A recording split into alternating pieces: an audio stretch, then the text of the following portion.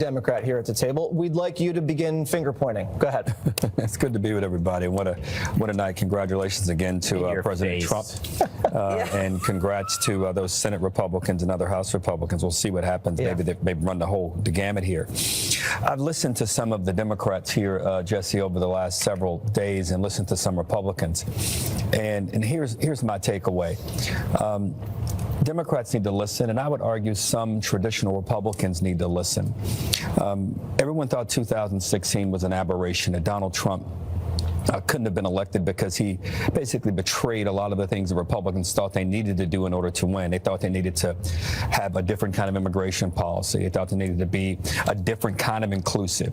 Donald Trump was inclusive, but his inclusion dealt with economic issues. He wanted to deal with the economic anxieties and frustrations of Americans. So in many ways, this victory of his just 2 days ago, it seems like it was longer, was conventional in the sense that it's always about the economy.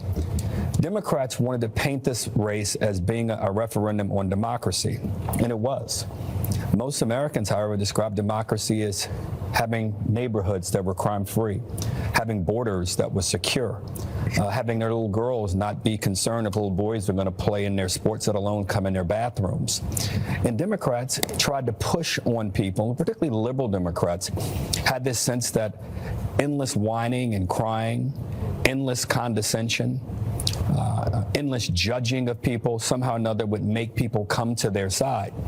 As a party, we have to understand that doesn't work, and people are entitled to their own versions of freedom. Now, Republicans and Americans who supported Donald Trump, they aren't Hitler-like or fascist. There's nothing wrong with them for making the calculation that Donald Trump could do a better job for me than Kamala Harris. I think as Kamala Harris looks back at this race, she'll have some regrets about should I have done more interviews? Should I've explained better my position on issues? Should I have talked about my differences with Joe Biden earlier?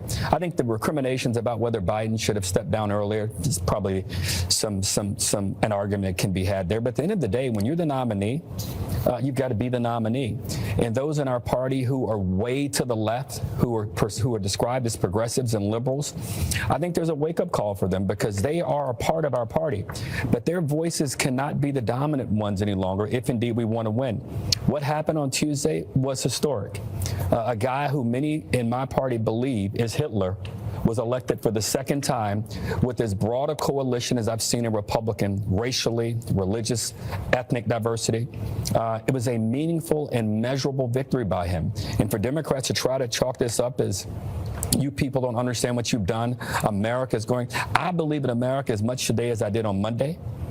And I believe my party has to change to ensure that our values and our priorities are aligned with the majority of Americans, because clearly, as we sit here today, they're not.